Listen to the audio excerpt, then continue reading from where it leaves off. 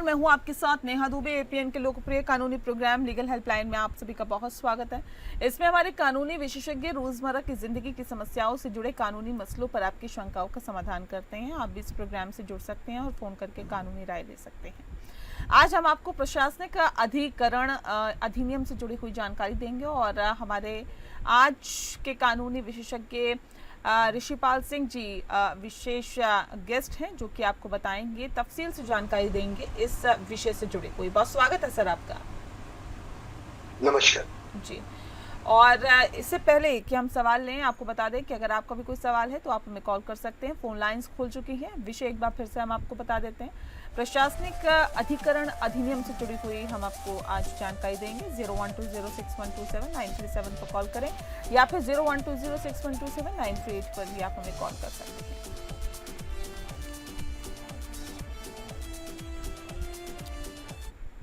तो ऋषिपाल जी लगातार हमारे साथ जुड़ा हुआ है। सबसे पहला महत्वपूर्ण सवाल ये कि प्रशासनिक अधिकरण क्या होता है, हमारे दर्शकों को बताएं।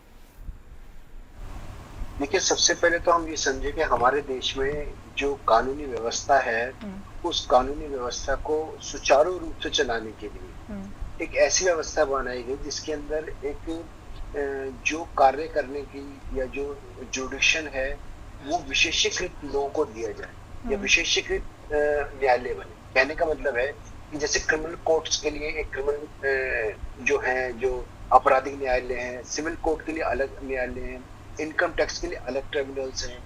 तो ऐसे प्रशासनिक मामलों को बेहतर ढंग से उनको चलाने के लिए, बेहतर ढंग से करने के लिए प्रशासनिक जो ट्रिब्यूनल्स है उसकी स्थापना की गई कि भाई जो भी मामले प्रशासन से संबंधित मामले हैं जिससे कि जो न्यायाधीश प्रशासनिक अधिकरण को जो है जो ट्रिब्यूनल को देख रहे हैं वो उससे संबंधित जो योग्यताएं रखते हो, उससे संबंधित समझ रखते हो। तो इसलिए जिससे स्पेशलाइजेशन हो सके, वहां पर उसी प्रकार के मामले आ सके, वहां पर जो अधिकारी या न्यायाधीश जो नियुक्त किए जाते हैं वो उस कार्य में ज्यादा निपुण हो। बनस्पत की जैसे हम आपराधिक मामलों के न्यायाधीश हैं या मान लीजिए कोई पारिवारिक मामलों के न्यायाधीश हैं, तो उससे उसको उस बात को ध्यान में रखते हुए विशेष अधिकरण बनाया गया जहां पर उसी तरीके के मामलों की सुनवाई हो और वहां पर लोगों को तुरंत न्याय मिल सके और अच्छे से अच्छे वहां पे एक्सपर्टीज मिल सके और बेहतर ढंग से एक विशेष मतलब जितने भी राज्य से में जो जैसे अधिकरण होता है तो सारे मामलों की सुनवाई एक ही जगह हो सके। जी सर, ये प्रशासनिक अधिकरण अधिनियम का उद्देश्य क्या होता है? देखिए, सबसे बड़ा उद्देश्य यही है कि जो प्रशासनिक निर्णय जो होते हैं, जैसे मान लीजिए किसी की पदोन्नति है या जिसका प्रमोशन है, होना चाहिए था, नहीं हुआ, या किसी को कंपलसरी रिटायरमेंट कर दिया गया।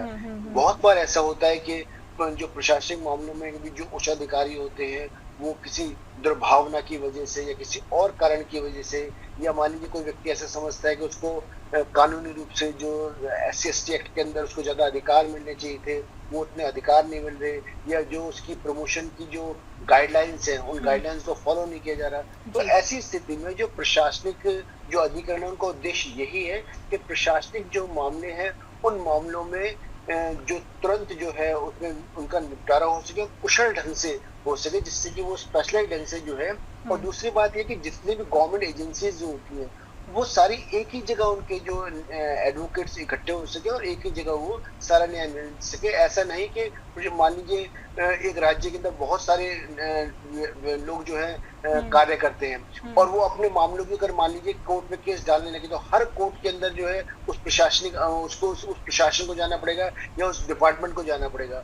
तो उसको और बेहतर ढंग से काम करने के लिए यही उसका सबसे बड़ा उद्देश्य है कि इस कार्य को जो प्रशासनिक जो भी निर्णय है उनको ढंग से और कुशलता से जो है उनका निपटारा हो सके। जी अच्छा, इस अधिकरण की शक्तियां क्या है? देखिए, शक्तियां यही है कि अगर कोई प्रशासनिक निर्णय लिया गया है और उस प्रशासनिक निर्णय को अगर जो मौजूदा जो गाइडलाइंस है, मौजूदा जो कानून है, उन कानूनों को हिसाब से अगर मान लीजिए वो प्रशासनिक निर्णय उन मौजूदा कानूनों के विपरीत है, या मान लीजिए उनके अंदर कुछ संशोधन की आवश्यकता है कि उनमें कुछ उनको अब संशोधन किया जाए, या मान लीजिए ऐसा लगता है कि केस डालने के बाद जो निर्णय ठीक है तो उसकी पूरी शक्ति होती है कि उस निर्णय को पूर्ण रूप से रद्द कर सकता है अधिकरण, उस निर्णय में बदलाव कर सकता है, संशोधन कर सकता है। और अगर उसको लगता है कि प्रशासन ने या उच्च अधिकारियों ने जो कार्य किया है वो कार्य ठीक ढंग से किया है, तो प्राधिकरण ऐसा भी आदेश दे सकता है कि उस निर्णय को बरकरार रखा जाए। ठीक है। प्रशासनिक अधिकरण के सामने कौन कौन से मामले आते हैं?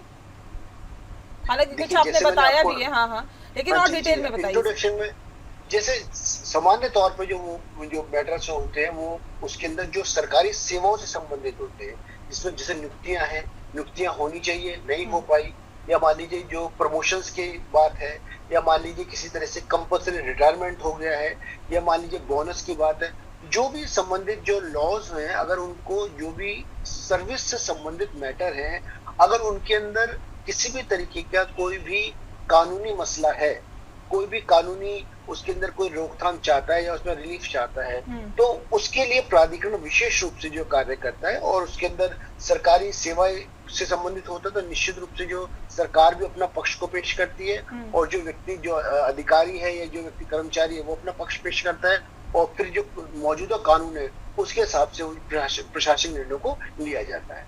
जी ठीक है। प्रशासनिक अधिकरण के निर्णय के खिलाफ कहाँ अपील की जा सकती है?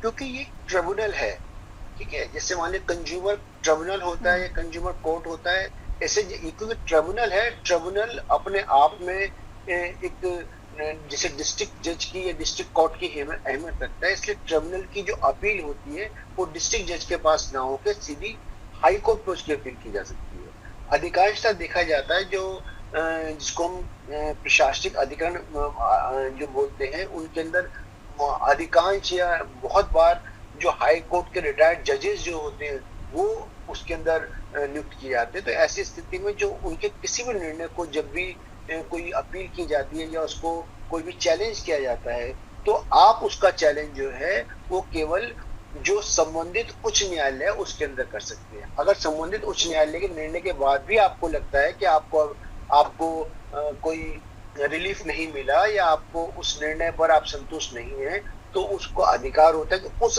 हाई कोर्ट के निर्णय को आप सुप्रीम कोर्ट में चैलेंज कर सकते हैं। लेकिन सामान्यतः जो है वो यही है कि प्रशासनिक जो निर्णय है, जो क्योंकि हर एक राज्य के अंदर एक अपना एक प्राधिकरण होता है, तो उनका जो संबंधित राज्य का जो हाई कोर्ट होता है उसके अंदर उस मामले की अपील की जाती है। जी ठीक है। प्रशासनिक अधिकरण में कौन कौन से न्यायाधीश होते हैं, कौन से न्यायाधीश होते हैं, इसके बारे में विस्तार से बताएं।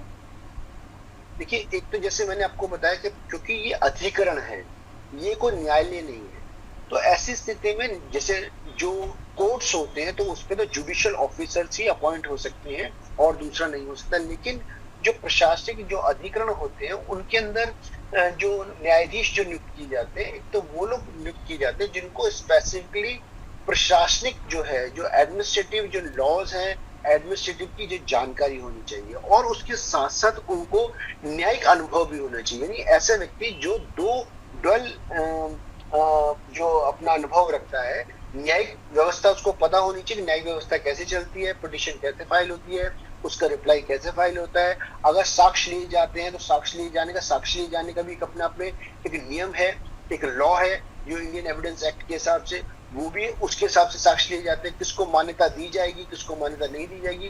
तो ऐसे व्यक्ति जो न्यायिक अनुभव के साथ साथ प्रशासनिक मामलों का अनुभव रखते हैं, ऐसे लोगों को जो अधिकरण के अंदर जो न्यायाधीश है या वहां का जो प्रिजाइडिंग ऑफिसर नियुक्त किया जाता है। जी ठीक है। प्रशासनिक अधिकरण की प्रक्रिया क्या रहती है, प्रोसीजर क्या रहता है? देखिए, प्रशासनिक जो अधिकरण की प्रक्रिया जो है वो जैसे सिविल कोर्ट में सीपीसी का जो प्रोसीजर है, जो सिविल प्रोसीजर कोड, उसी को फॉलो किया जाता है। जैसे सिविल प्रोसीजर कोड के अंदर पहले एक व्यक्ति अपनी पिटीशन दाखिल करता है, और जिसके खिलाफ पिटीशन दाखिल होती है वो फिर क्या है उसका जवाब देता है, फिर उसका रेप्लिकेशन होता है, और फिर जो है इश्यूज तय होते हैं और फिर साक्ष्य दिए जाते हैं।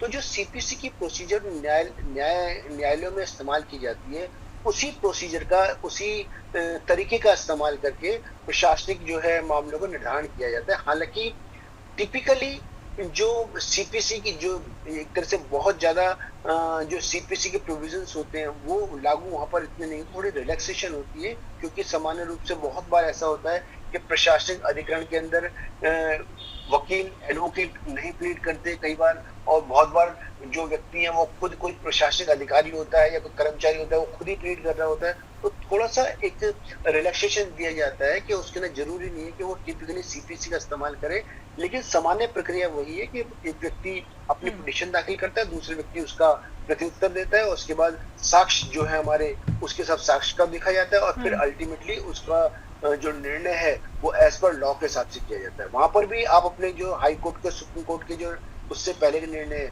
आप उनको दिखा सकते हैं, और प्रेजेंट लॉ है उसको दिखा सकते हैं। ऑलमोस्ट प्रक्रिया सीपीसी जैसी होती है। प्रशासनिक अधिकरण के निर्णय को लागू करने की जिम्मेदारी आखिर किसकी होती है?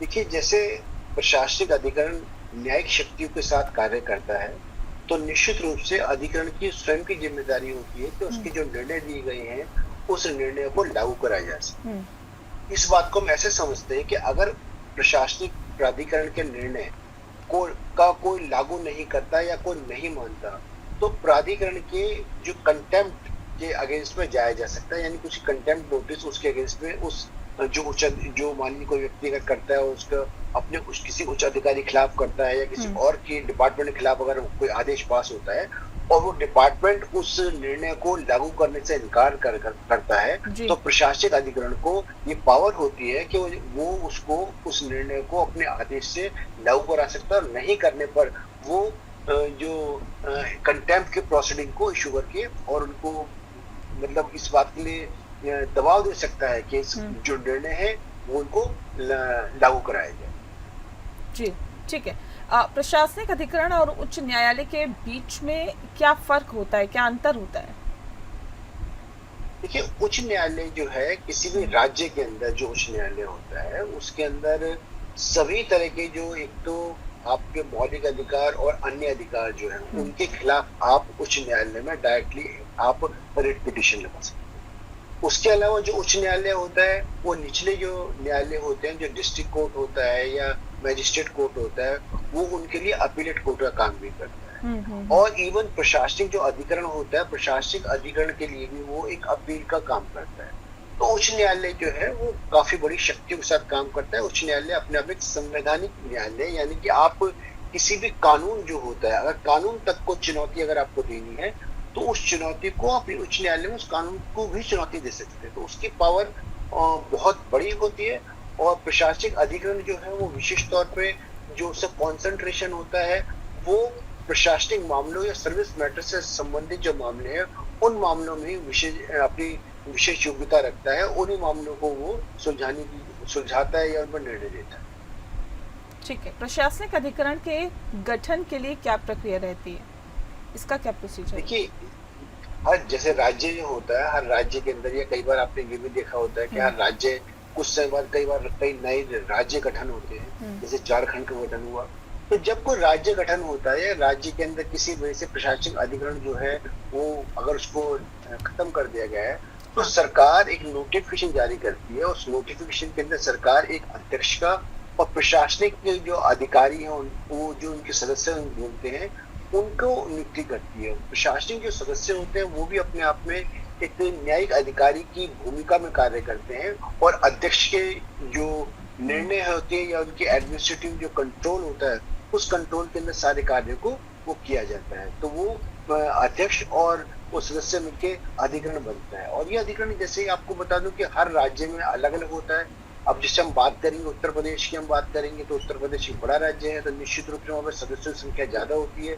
ऐसे ही अगर हम बात करेंगे उत्तराखंड की, वहाँ सदस्यों की संख्या कम होती है। हाँ। तो इसी प्रकार से जो सदस्य होते हैं उनको बढ़ाया और घटाया जा सकता है, जैसे भी प्रशासनिक आवश्यकता होती है उसके हिसाब से बढ़ाया घटाया जा सकता है। और किसी सबसे इम्पोर्टेंट बात ये होती है कि प्रशासनिक जो अध्यक्ष होता है, अधिकरण जो होता है, वो किसी विशेष व्यक्ति, जैसे मान लीजिए कोई ऐसा प्रशासनिक मामला चल रहा है जिसमें उसमें किसी विशेष खास जो है प्रशासनिक अनुभव की आवश्यकता है, तो उस केवल मामले के लिए भी एक विशेष सदस्य को नियुक्त किया जा सकता है जो उस मामले का निर्णय ले सकता है। जी, ठीक है। ये बताइए कि प्रशासनिक अधिग्रहण की स्वतंत्रता कैसे सुनिश्चित की जाती है? देखिए, इसकी स्वतंत्रता को निश्चित करने का सबसे बड़ा बात ये होती है कि इसमें जो भी निर्णय होते हैं, आप उस निर्णय को लागू कराने के लिए एक तो आप एग्जीक्यूशन फाइल कर सकते हैं। हम्म। दूसरी बात क्या है कि जो उनके अधिकारी होते हैं, जो वहाँ पे काम करते हैं, जैसे सदस्य है या उनके अध्यक्ष हैं, उनको कार्य जैसे जजेस होते हैं, जजेस को पता है कि वो किसी जजेस को काम करने के लिए उसको ऐसे नहीं कोई भी अगर सरकार चाहेगी या कोई मुख्यमंत्री चाहेगा तो उसको हटा दिया जाएगा। हाँ। तो उनको एक इम्यूनिटी मिलती है, एक जी। काम करने की, कितने साल तक, 5 साल तक, 3 साल तक काम करने की इम्यूनिटी है, आपको इसके अंदर अधिकार दिए गए हैं। तो जिससे कि वो अपने कार्य को जो जो कार्य कर रहे हैं, जो निर्णय ले रहे हैं, उसमें स्वतंत्र रूप से कार्य कर सके। उनको ये डर ना लगे कि भाई अगर वो कार्य सरकार, क्योंकि अधिकांश मामले जो होते हैं वो सरकारी जो डिपार्टमेंट है उनके विरुद्ध होते हैं, तो ऐसी स्थिति में उनको ये अधिकार होते हैं कि उनकी जो नौकरी है, उनकी जॉब है, उसको कुछ समय तक सिक्योर किया जाता है, जिससे कि अपने कार्य को बिना किसी परेशानी के, बिना किसी दबाव के उस कार्य को कर सके। जी। प्रशासनिक अधिग्रहण के समक्ष पक्षकारों के अधिकार क्या होते हैं सर? देखिए, अधिकार वैसे ही जैसे सीपीसी की हम बात करते हैं, जैसे हाँ। सिविल कोर्ट के अंदर एक जो एक वादी होता है, उसको अधिकार होता है कि वो अपने मामले को बिना किसी दबाव के रख सकता है। वो किसी एडवोकेट को भी लेके जा सकता है, वो खुद भी उस मामले को रख सकता है। उस मामले के संबंधित जो साक्ष्य हैं, उन साक्ष्यों को सामने रख सकता है। किसी भी ऐसा मामले को, किसी भी साक्ष्य को या ऐसे व्यक्ति जिसके पास वो साक्ष्य है, उनको समन करने की पावर होती है, उसको समन किया जा सकता है। और इवन उसके बाद निर्णय हो सकता है। उस निर्णय के बाद भी अगर उसको लगता है कि ये जो निर्णय है, प्रशासनिक अधिकरण ने जो निर्णय दिया है, ये निर्णय न्याय संगत नहीं है, तो उसको ये भी अधिकार होता है कि वो उसकी अपील कर सकता है। और अगर उसको लगता है कि निर्णय उसके पक्ष में किया गया है और उसके बाद भी डिपार्टमेंट जो है उसके निर्णय को लागू नहीं कर रहा, तो कंटेम्प्ट लगा सकता है और उनको दबाव दिलवा सकता है, ऊपर से आदेश पारित कर सकता है कि जिससे डिपार्टमेंट उस काम को, उस निर्णय को लागू कराए। तो जो सारी शक्तियां जो सिविल कोर्ट के अंदर एक वादी के पास, जो एक या प्लेंटिफ के पास जो शक्तियां होती हैं, वो सारी की सारी शक्तियां जो है एक प्राधिकरण में एक व्यक्ति के पास होती है। जी, चलिए शुक्रिया आपका ऋषिपाल जी, आपने बहुत ही विस्तार से इस विषय के बारे में हमारे दर्शकों को जानकारी दी। इसके लिए आपका बहुत बहुत शुक्रिया। लीगल हेल्पलाइन में फिलहाल के लिए इतना ही। नमस्कार।